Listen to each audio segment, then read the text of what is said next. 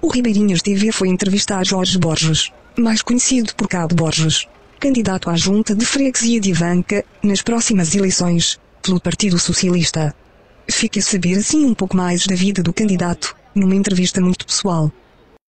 Estamos com Jorge Borges, mais conhecido aqui por Cabo Borges, em Avanca, um candidato à Junta de Freguesia de Avanca pelo Partido Socialista. Neste momento já integra o Executivo do Zé Artur, enfim, que este ano é candidato à Câmara para o Movimento Cívico, Cidadãos. O Cabo Borges decide avançar para a Junta de Freguesia, mas já vamos essa parte mais política. Vamos agora conhecer o homem. Fala-nos um bocadinho do Jorge, aquela pessoa que cresceu, tornou-se homem, casou-se, tem os seus filhos, foi para a polícia. E também teve as suas traquinices, não é? E é isso que nós queremos saber. Traquinices do Jorge Borges. Fala-nos lá como é que foi, como é que era a criança, como é que era o Jorge de pequenino. Bom, não será fácil, são 6 décadas, há coisas que me recordo melhor que outras, naturalmente. Mas a minha infância, e se calhar tal como eu, as pessoas da minha geração têm um passado idêntico, passado difícil, e que sempre com o propósito, à medida que íamos crescendo, sempre com o propósito de conseguirmos o nosso melhor. A minha infância não fugiu à regra, eu sou de gente muito humilde, bastante humilde mesmo. Nasci de facto no Furadouro, numa casa bastante humilde, que presumo que seria mesmo naquela altura considerado como sendo um palheiro, ali junto à Capela do Furadouro, hoje uma zona rica, uma zona importantíssima. Depois vivi a maior parte do meu tempo, da minha infância, em Valga, de facto na zona de Passô, Pintim. Os meus avós paternos são de Pintim, eram de Pintim.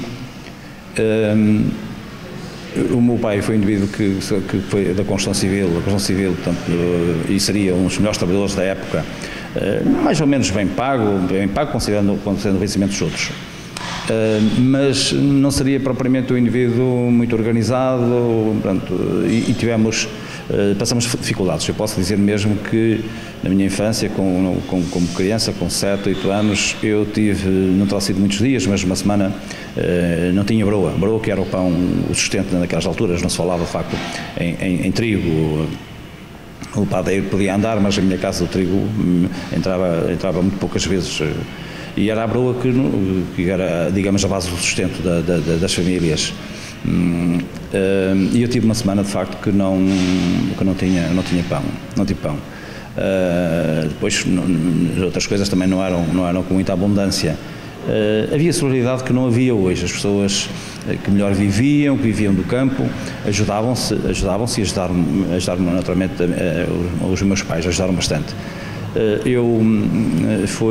Entretanto, o meu pai também terá arranjado um melhor trabalho, isto assim muito para tentar resumir um pouco, um trabalho na zona de Matosinhos, e lembro-me de ter morado um ano, talvez 2 anos em Matosinhos, e ter frequentado a escola em Santa Cruz do Bispo. É curioso, portanto, eu sou um bocado, como se diz, de Santa Maria de todo o mundo. Regressei a Valga com os meus 9 anitos, 8, 9 anitos, de facto, tipo um ano, como disse, em Matosinhos, e frequentei a escola de Passô, frequentei a escola também de Valga, e é curioso que eu comecei, na primeira classe, eu comecei exatamente em Água Levada, portanto, em Avanca. Eu, com 7 anos, morava na Boca do Monte. Isto muita gente poderá não saber desta, mas de facto eu morei na Boca do Monte, e andei na escola, no primeiro ano andei na escola em Valga. Naquela altura, lembro que a senhora professora, não me lembro agora do nome dela, vivia na casa da Dona Amália, que era uma senhora que tinha uma mercearia muito respeitada em Água Levada, e era exatamente onde a senhora ficava.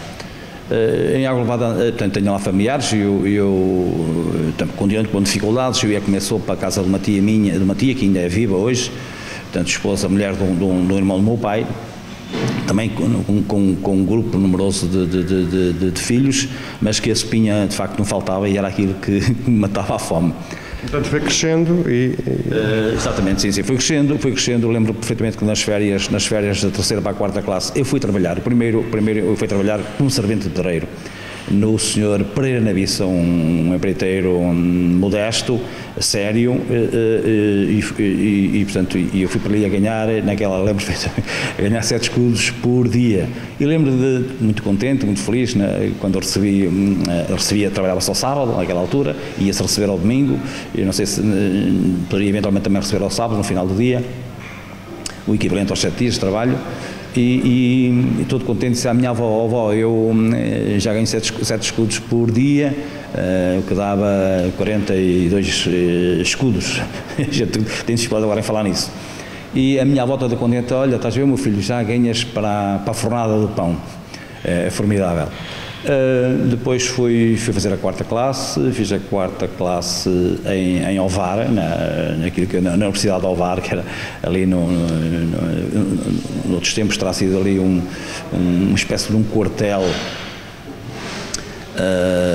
e fiz a admissão em Valga, na Branquinha, estudei na Branquinha, entretanto fui trabalhar para a construção, depois fui convidado, tinha um tio a trabalhar na Firestone, no Porto, em Gaia, mais tarde foi para o Porto, e eu com 13 anos fui para o Porto, para a casa desses meus tios, que me ajudaram bastante e que queriam naturalmente dar uma vida um pouco diferente, não quer dizer que era desprimor algum trabalhar na construção civil, mas eu gostaria de estudar, entretanto interrompi os estudos porque também não havia dinheiro para comer, quanto mais, sabe que os pobres naquela altura, quem é que ia estudar? Ia estudar os filhos das pessoas que mais ou menos abastadas, lavradores abastados, e das pessoas que tinham profissões que eram mais, portanto, que eram mais bem pagas, naturalmente, que a construção civil. E eu percebi que não tinha essa possibilidade, então fui trabalhar para a construção. Depois os meus tios convidaram-me, o meu tio então levou-me para o Porto, e eu com 13 anos estava na Firestone em Gaia, por baixo, na altura do Mocaba, e ali trabalhei até aos meus 16 anos, como fiel de armazém, não era propriamente, ajudava, foi um emprego que gostei, teria que empenhar algum esforço, mas que, portanto, era uma companhia americana, aquilo, a Firestone, como sabe, é americana, digamos que tínhamos a agência do Norte, a fábrica na altura, tínhamos uma fábrica de pneus em Alcochete, e eu sentia-me realizado, de alguma forma sentia-me realizado, ganhava razoavelmente bem, vinha todos os sábados, trabalhava ao sábado até à 1h da tarde, depois vinha de comboio, entretanto o meu pai comprei uma motorizada e vinha à casa todos os fins de semana. O Porto é uma cidade grande, que exige também das pessoas, eu jovem também exigia também de mim, e entusiasmado com outros, resolvi uma altura, ir oferecer-me, inscrever numa equipa de futebol que era de Paranhos, uma equipa de futebol amador. Naquela altura havia muitas equipas de futebol amador no Porto, e penso que ainda há. E eu fui-me exatamente com um moço que estava comigo, um bocado eu influenciei ele e ele naturalmente a mim, fomos, e as inscrições eram exatamente no Progresso, no estádio do Progresso, presumo que era de Salgueiros, Futebol Comércio de Salgueiros, hoje designa-se, tem outro nome, e fomos lá fazer então a inscrição. É curioso, na altura tinha os meus 16 anitos, treinamos, um dos meus amigos foi para, estavam os olheiros do Porto, naturalmente também, foi para o Porto, foi para as reservas, e eu fiquei nos júniores do Salgueiros. Óbvio que andei ali um ano e qualquer coisa, muito entusiasmado, mas depois aos domingos eu queria ir para o Porto e já não estava tanto com a minha filha, mas eu gostava. Entretanto, o meu pai, à procura de melhor vida, foi para Angola, em 62 talvez. e foi sempre sua intenção mandar-nos, eu e a minha mãe naturalmente e uma irmã que vivia comigo, vivíamos juntos, levar-nos para Angola. Esta decisão demorou a ser tomada e então o meu pai veio cá, deslocou-se de Angola ao continente, como se dizia assim na altura, e pensava levar-me comigo. Mas aquilo em Angola também não tinha sido muito fácil, se calhar não tinha trazido dinheiro suficiente e as coisas complicou-se. Entretanto eu já estava, mas penso que não foi por aí o problema, estava próximo da tropa, se bem que ainda faltava. Depois acabei para Angola, tinha os meus 16 anos, não tinha 17 anos talvez, uma idade complicada, porque naquela altura era obrigatório ir para a tropa e até mesmo para arranjar trabalho era exatamente complicado. Eu manifestei sempre vontade também em ir para Angola, eu gostava de conhecer Angola, confesso que desde miúdo, e então o meu pai regressa a Angola sozinho, portanto não indo eu com ele, nem a família, e passado talvez meio ano, um ano, nós decidimos ir ter com ele, naturalmente, sendo essa a vontade dele. Tive algumas dificuldades quando cheguei a Luanda, o meu pai estava integrado. Como eu trabalhava na área dos pneus, havia e por isso que existe ainda a Mabor, e eu estava convencido, jovem, também estava convencido que chegava lá e ia à Mabor e arranjava facilmente o emprego na Mabor. Não foi assim. Fui trabalhar para a construção civil com o meu pai. O meu pai depois foi trabalhar por conta, na altura trabalhava por conta do outro, depois trabalhava por conta própria.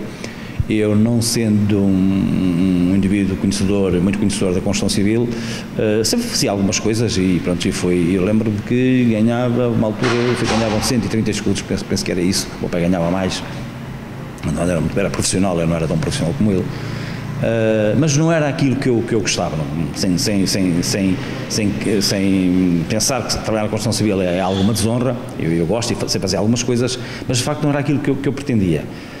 E entretanto o meu pai formou uma pequena empresa de construção e eu trabalhava com ele. Eu tinha uma forma de gerir completamente diferente do meu pai. O meu pai era um bom trabalhador, mas não era um bom mandador, e isso se calhar não é o único. E eu contestei sempre a forma dele gerir, a forma dele orçamentar as coisas, depois o tempo demasiado que levava, depois a concluí-las, não era isso que eu queria, e sempre contestei isso, e acabei por conseguir fazer com que o meu pai me desse mais atenção, e até porque amigos nossos, mais dele, que eu era de facto jovem, lembro perfeitamente de uma vez ele ter dado um orçamento a um hotel, digamos que era um hotel, tinha 20 e qualquer coisa quartos, isto era em Viena, cerca de 20 km de Luanda, e o meu pai deu um determinado orçamento a um senhor que eu conheci muito bem, não sei se será um senhor que era da zona de Setúbal, e eu intervi e disse: pai, você vai fazer o trabalho, mas vai perder dinheiro, nós vamos aqui trabalhar sol a sol e não vamos ganhar dinheiro, não vai ganhar dinheiro, nós vamos aqui para... E esse senhor, que era uma pessoa, um empresário, bem conhecedor da vida, das dificuldades, é uma coisa que eu registrei na minha vida e digo isto de facto porque essa pessoa marcou-me pela positiva. Vira-se para mim, portanto eu não tinha ido à tropa, como disse, e diz: pois pá, se fosses tu a dar orçamento, quanto é que davas? E eu lembro que me dei um orçamento acima daquilo que o meu pai tinha dado, na ordem dos 100 contos, o que era, pronto, fiz os meus cálculos, na altura, hoje trabalha-se muito à base da área coberta, do método, naquela altura também, mas também pela experiência que eu já tinha de quanto tempo é que poderíamos demorar a revocar um quarto, um apartamento, eu de repente já tinha pensado nisso, fiz os meus cálculos e disse: olha, professor, no mínimo mais 100 contos. E depois, quanto o senhor bateu nas costas do meu pai e disse: o trabalho vai ser feito orçamentado por aquilo que o seu filho disse, e deixa o rapaz andar para a frente. Mas ou mais ou menos esta questão, deixa o rapaz andar para a frente. Claro, isso deu uma força formidável. O meu pai convenceu-se mesmo que, de facto, eu nesse aspecto seria mais organizado do que ele, e a partir daí, aquilo que o meu pai tinha alguns serviços justos, mal justos, não se ganhava tanto dinheiro, naquilo que eu fiz, podia não ganhar muito, mas dava para as despesas. Bem, a seguir veio a tropa e a carreira militar. Correto, exatamente. A seguir vem a tropa. Portanto, a minha dificuldade depois também em arranjar emprego, não era aqui no continente, era em Luanda, era de facto a proximidade que nós estávamos para a tropa. Uma empresa não empregava um jovem com 18 anos, com 19 anos, sabendo que ele depois iria 2, 3 anos para a tropa, não era? Era de facto complicado. E isto era generalizado.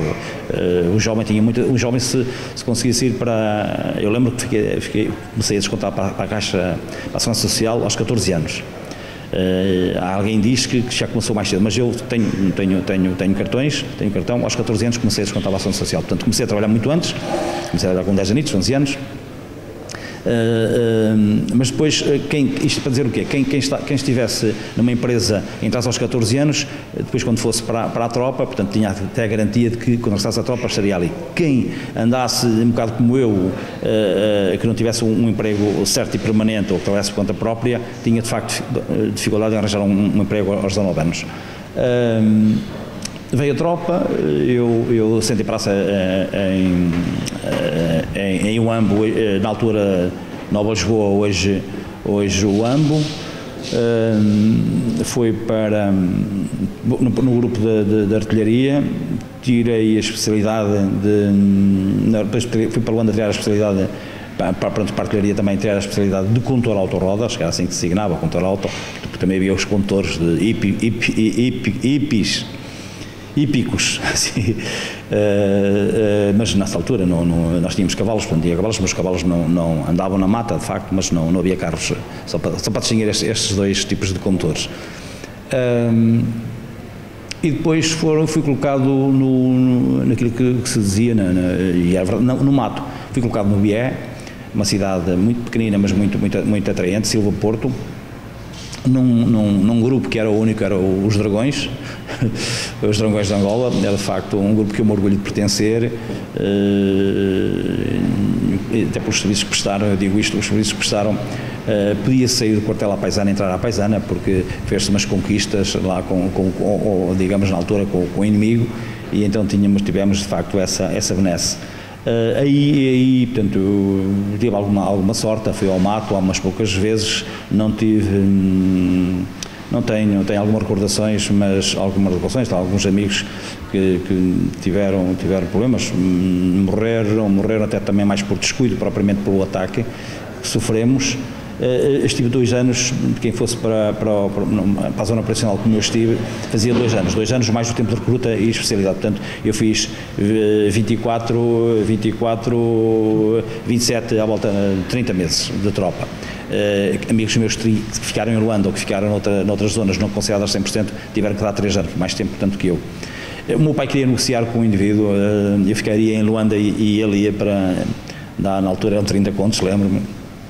Enfim, porque ir para o mato é sempre arriscado, era complicado, e o meu pai queria negociar com o indivíduo estava em vias de aceitar os 30 contos, presumo, que era portanto, ficando eu em Luanda, e a determinada altura foi eu que lhe disse que não, eu quero ficar no mato, vou ficar no mato, e até depois comecei a ter mais conhecimento, e até porque sendo tropa de lá sabia mais ou menos como é que as coisas funcionavam. Eu quero continuar no mato, porque também tenho um ano a menos a cumprir. Era um risco, mas era um risco, não diria que era calculado, mas um risco perfeitamente aceitável. Depois de ter saído da tropa, ainda fui trabalhar com o meu pai.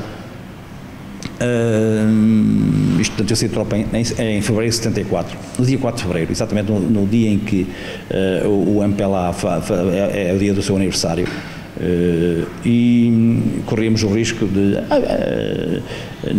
nessas datas aconteciam alguns ataques e não queriam deixar sair, exatamente porque era o 4 de fevereiro e podia acontecer um ataque e sair, o quartel naturalmente ficava como eu, havia mais militares a sair, podia ficar desguarnecido, não tão guarnecido como devia. Então o segundo comandante, a quem nós chamávamos de Ho Chi Minh,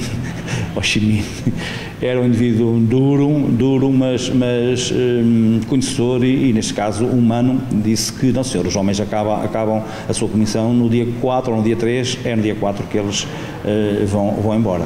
E de facto no dia 4 eu saí a caminho de Luanda com o meu tempo de tropa cumprido. Acontece que em 74, portanto, ao 25 de Abril, há algumas alegrias, onde isto vai, mas depois logo a seguir, pronto, por vários fatores, e eu não vou aqui enumerá-los, Angola entrou numa guerra civil em que vitimou não apenas só europeus, vitimou muito mais africanos do que europeus, e nós sentimos todos que não vivíamos em segurança. O Estado português demitiu-se das suas responsabilidades, concretamente em Luanda e em Angola, e nós ficamos a perceber, portanto, eu não tive qualquer problema com os naturais da África. Eu sou militar, pertencia a uma companhia onde nós tínhamos tantos europeus, brancos, mas muitos nascidos em Angola, no meu caso, como tínhamos africanos. E eu tive as melhores relações com os africanos.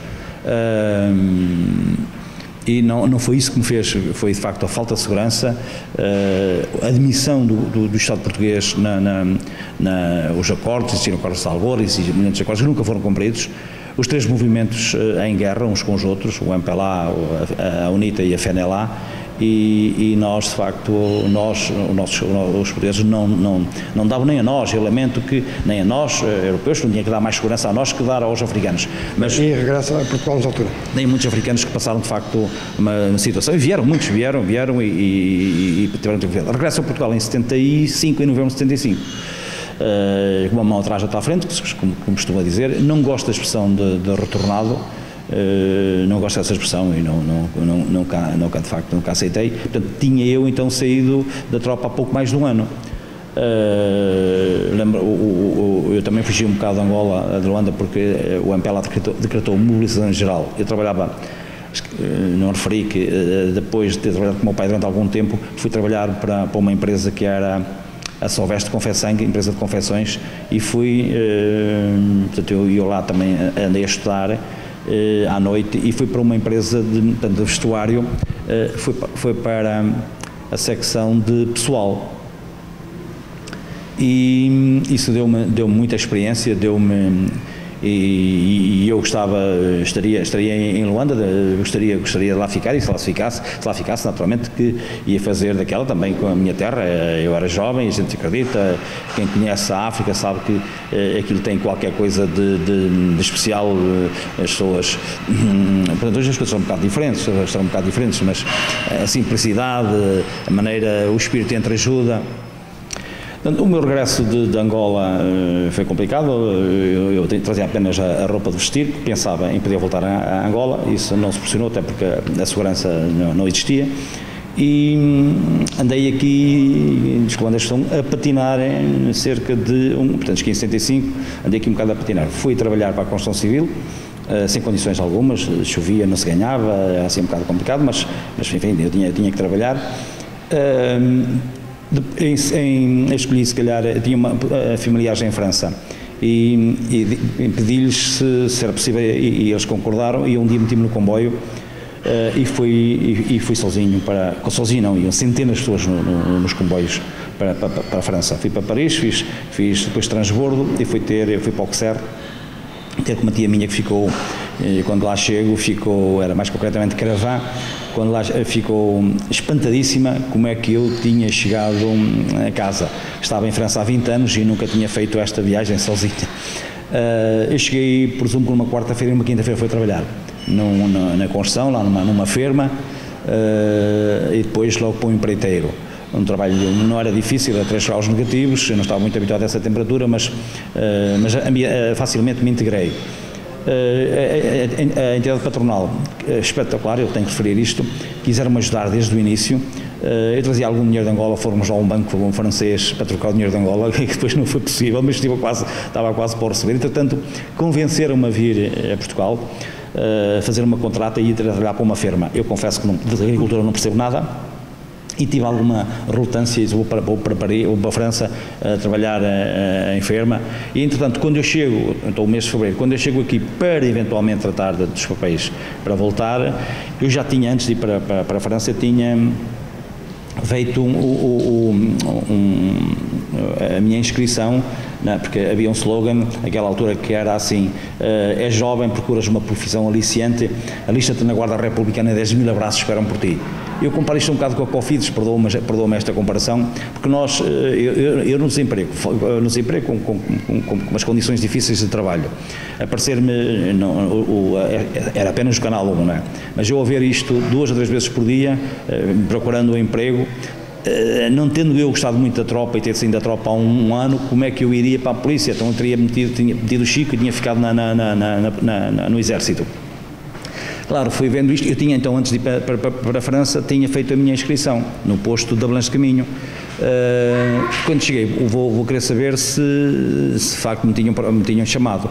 De facto tinham chamado, tinham devolvido a correspondência porque me tinham encontrado, eu estava ali há relativamente pouco tempo, e eles foram gentis, me fizeram naturalmente o que deviam, mas pediram a devolução do processo, dizendo que eu tinha aparecido, e isto foi, portanto, finais de fevereiro, março. Em abril, ou em março, em abril, fui fazer provas à Bela Vista, ao Porto. Hoje é um quartel onde está sediada a PSP, e em maio, no dia 3 de maio, este 3 de maio é uma data que eu dificilmente não me deveria esquecer, jamais, como diz o outro. Alistei-me na Guarda Republicana em Coimbra. 3 de maio, dia em que eu fui para a GNR, 3 de maio, data em que eu casei, e 3 de maio é o aniversário da Guarda Republicana. E muita gente fica surpreendida porque é que eu fui no 3 de maio quando era o aniversário da Guarda Republicana. É verdade, no dia em 3 de maio. Ali estive até agosto, em agosto fui colocado em Sesimbra, em Sesimbra estive 1 ano e depois regressei à Anadia, onde tinha a minha mulher. Uma referência, eu casei em 75 em Angola, uma situação já conturbada. E portanto, quando viemos de Angola, vinhamos casados, de facto, não tínhamos filhos, foi ainda bem que assim aconteceu. Eu estava numa noite envolvido numa perseguição a uns indivíduos que tinham feito umas asneiras no Castelo de Sesimbra, e estava a minha primeira filha, a Sandra, a nascer. Sensivelmente, aquilo era umas 2 da manhã, andava lá na confusão, portanto não assisti, não estava com a minha mulher, a vida é assim, de facto. Já no posto de Abelães de Caminho, em 78, nasce a minha segunda filha, a Sónia, e por acaso foi num dia em que eu estava, foi a 8 de agosto, e eu estava, desculpa, a 3 de agosto, assim é que é. Eu estava de serviço e não fui levar a minha mulher à maternidade porque naquela altura havia muito rigor na guarda, tinha amigos, tinha colegas, mas nós tínhamos um efetivo reduzido e naquela altura tínhamos mesmo um efetivo reduzido e não deu, portanto, nós já quase que nos íamos habituando a isso, era uma posição de sacrifício, enfim, andei 10 anos como soldado, desculpe, quando eu estive em Sesimbra, incentivaram-me a concorrer, porque eu disse sempre, quando fui para a polícia, eu disse sempre que não iria ficar como soldado, não quer dizer que o soldado seja o soldado é imprescindível e são eles que dão, digamos, que dão os créditos, neste caso concreto, à GNR. Mas eu entendi percebi que podia ser graduado, não tinha uma ambição, enfim, mas que podia ser-lo. E então concorri na altura em que eu tinha feito provas, entretanto sou transferido para a Anadia, para onde eu queria estar com a minha mulher, porque já éramos novos, tínhamos casado há relativamente pouco tempo. Venho para a Anadia e desisto do curso, naquela altura o curso de cabos, desisto do curso. 8 anos, 9 anos, 10 anos mais tarde, já estava eu em Aveiro. Vários amigos disseram, então como é que é, tu concorreste agora?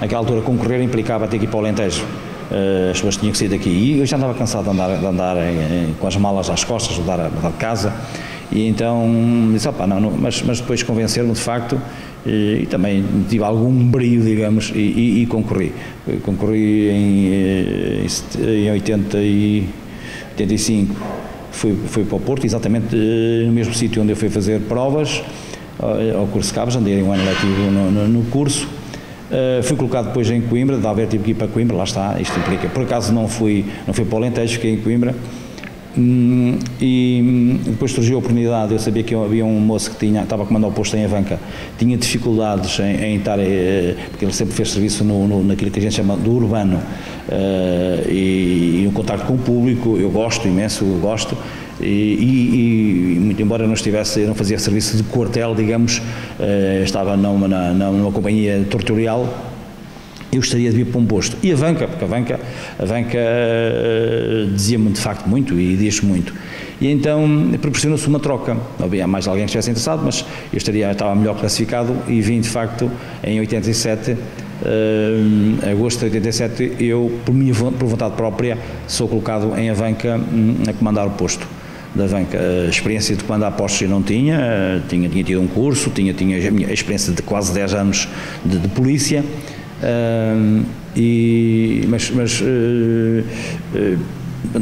Foi moldando, e como alguém já teve a oportunidade de dizer, eu queria uma polícia à minha semelhança.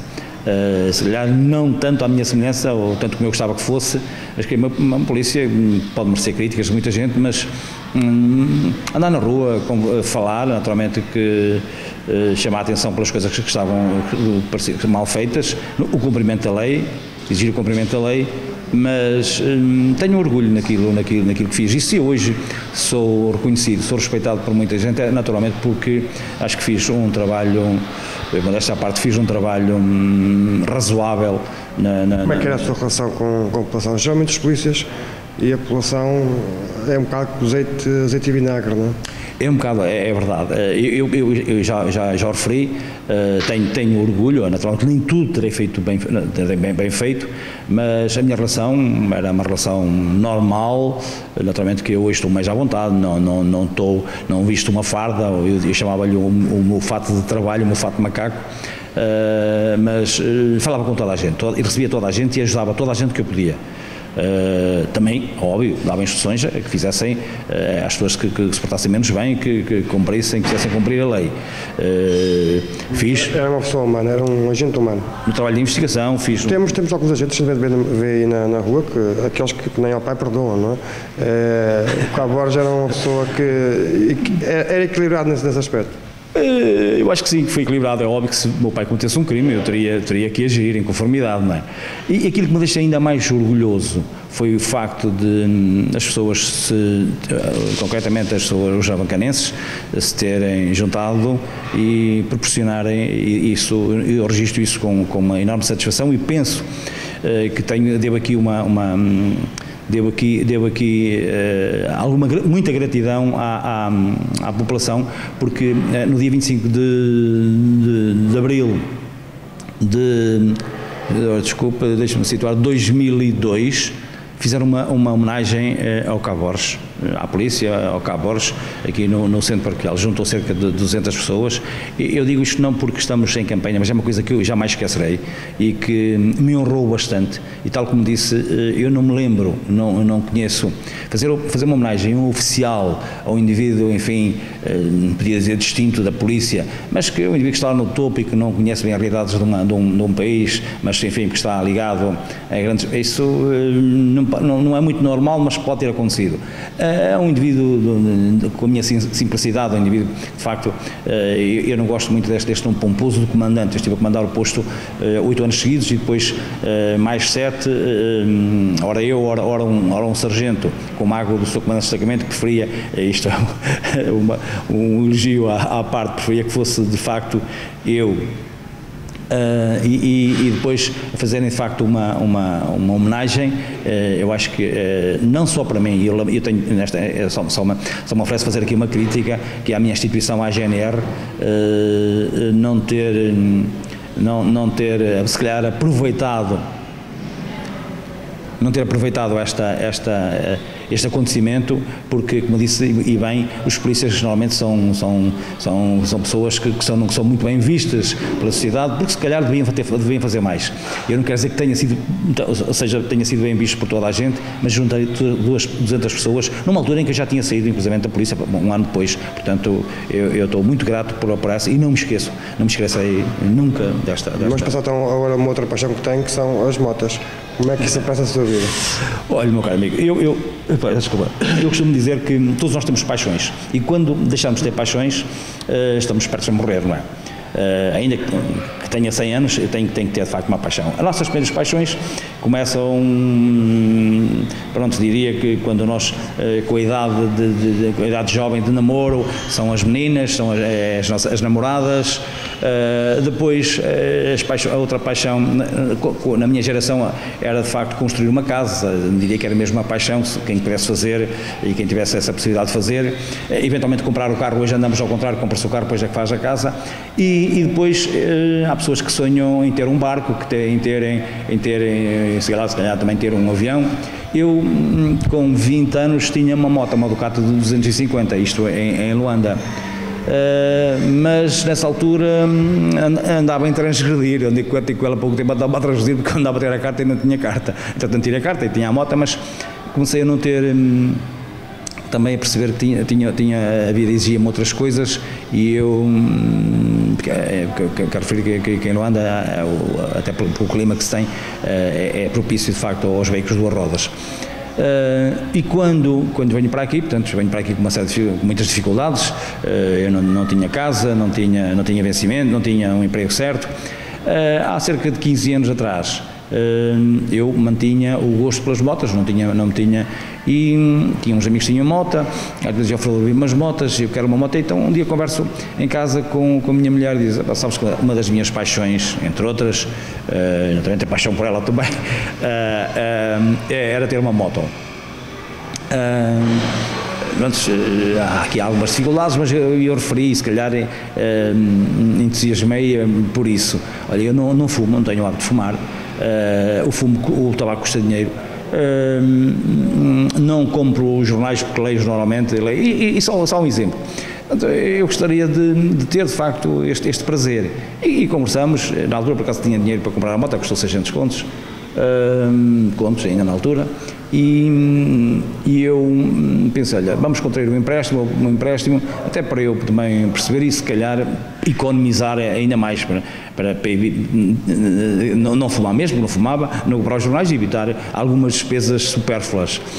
E comprei a moto e tem-me dado tem-me proporcionado uma vivência formidável.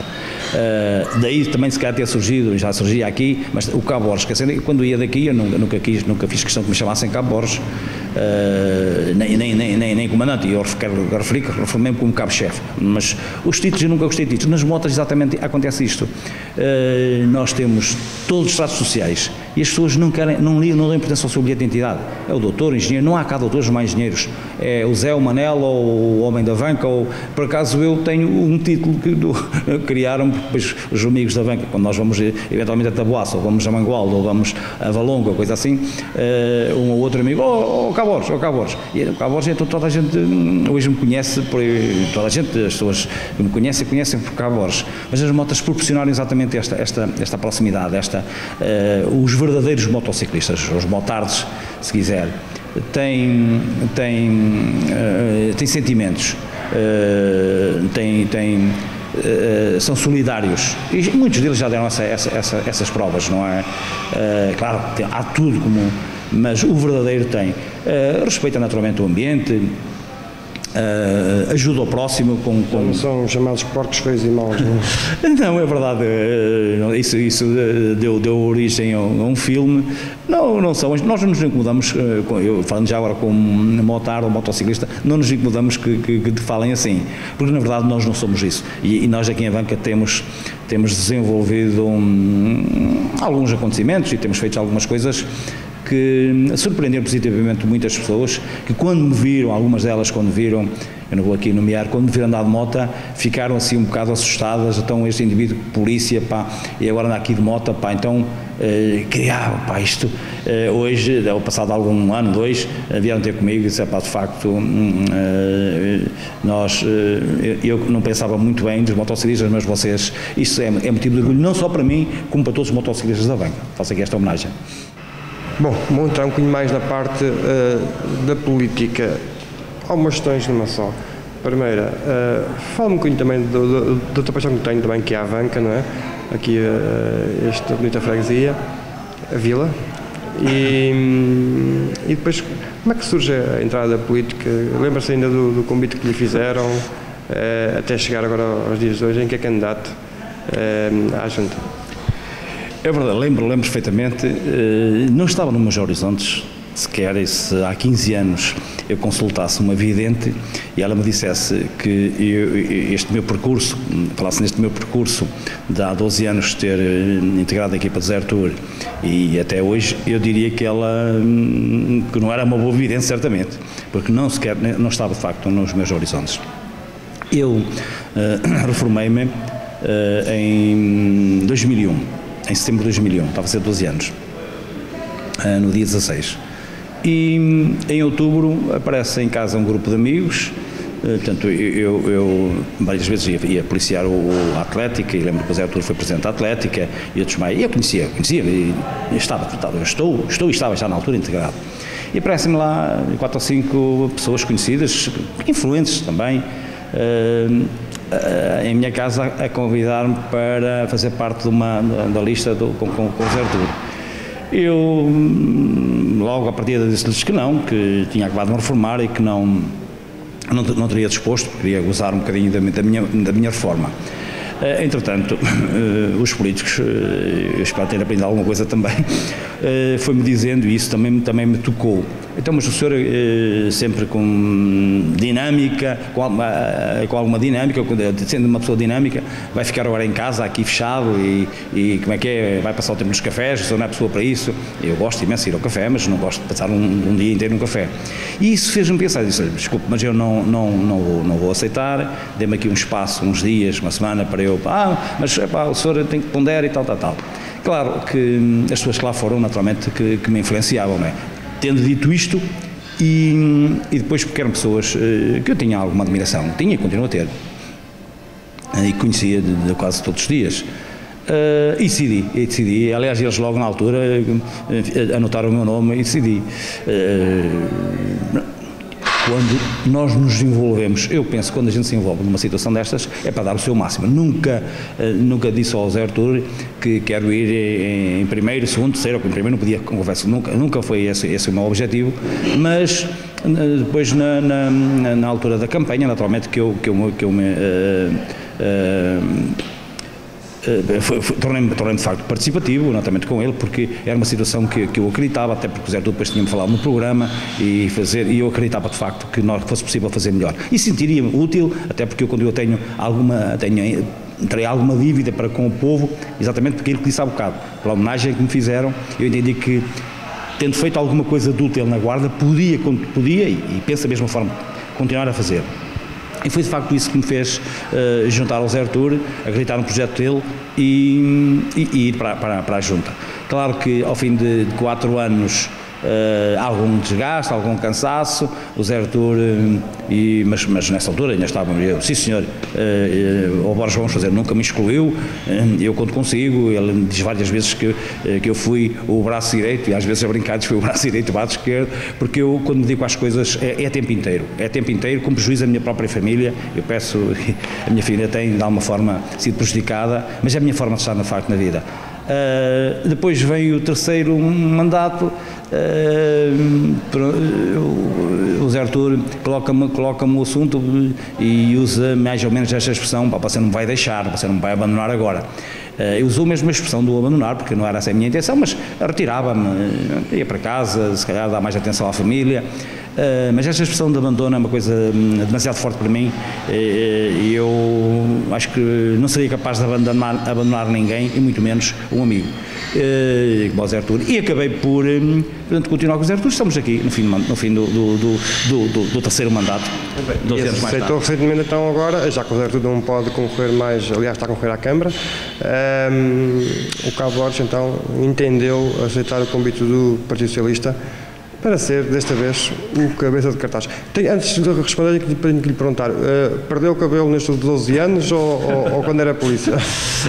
Perdi algo, naturalmente. Eu era um indivíduo cabeludo, o cabelo encapelado, cabeludo até naquela célebres época dos cabeludos. O indivíduo primava por ter o cabelo crescido e também umas barbas. mas perdi também algum, naturalmente a idade faz também perder cabelo, e associo isso um bocado ao chapéu, que hoje a gente vê com frequência os polícias todos descapotáveis, e o boné, isto é uma crítica, mas não, o boné faz parte integral do fardamento, mas isso é uma parte, e eu usava o boné sempre que saía, tinha que usar o boné, e talvez tenha sido uma das razões que me fez perder o cabelo. Depois decidi, eu não sou filiado, aproveito para dizer que não sou filiado, não devo obrigações, se bem que algumas pessoas entenderam há uns tempos atrás que eu devia ser filiado. Não sou filiado, o que não quer dizer que não tenha que respeitar naturalmente as normas de um partido, algumas das normas, não.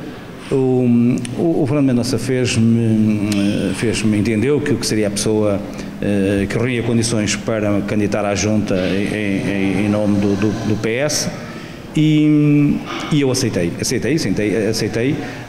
entendi também que era para mim também um motivo de orgulho depositarem em mim esta confiança, portanto, este desafio, portanto aceitei naturalmente que contava que o Zé Artur fizesse também parte da equipa, não se proporcionou, somos amigos, vamos continuar naturalmente a ser amigos, e eu naturalmente que tenho feito e vou continuar a fazer possíveis por ser eleito no dia 29 como Presidente da Junta. Foram feitas, o Zé Artur naturalmente, e eu que fiz parte da equipa, e todos os restantes, fez-se um bom trabalho. Algumas coisas ficaram naturalmente por fazer e podiam ter sido feitas. Não é possível fazer tudo quando não se propõe muitas vezes fazer, além de uma série de coisas ao longo do percurso que não nos permitem muitas vezes fazer aquilo que nós gostaríamos de fazer. Eu penso, contudo, fazer muito daquilo que consta no meu programa. Eu diria tudo, estamos 4 anos, muito das coisas que me constam no meu programa, e penso que posso fazer sem desprimor nenhum para o Zé Artur. Será uma continuidade daquilo que foi feito até agora e melhorar em muitas coisas aquilo que foi feito. Muito bem. E volto agora de novo a patrulhar as ruas, na altura como polícia talvez já procurou algumas multas, neste momento à procura de votos. Como é que está a correr estes encontros com a população e onde explica o programa? As pessoas estão a aderir ao Cabo Borges e ao Partido Socialista? As pessoas conhecem-me, é verdade, a campanha, nós já fomos para a rua já na segunda-feira. A minha campanha tem sido feita há 12 anos para cá. As pessoas que me conhecem sabem que eu ando na rua todos os dias sou contactado, todos os dias me dão alguns recados, alguns menos agradáveis que outros, mas eu falo com toda a gente e ajudo toda a gente que possa ajudar. Portanto, a campanha é importante porque isto é um hábito, se não o fizermos não fazem porque não têm condições ou não querem, portanto, e andamos na rua porque, pronto, é de facto um hábito, mas isso se não andasse seria certamente criticado também por isso.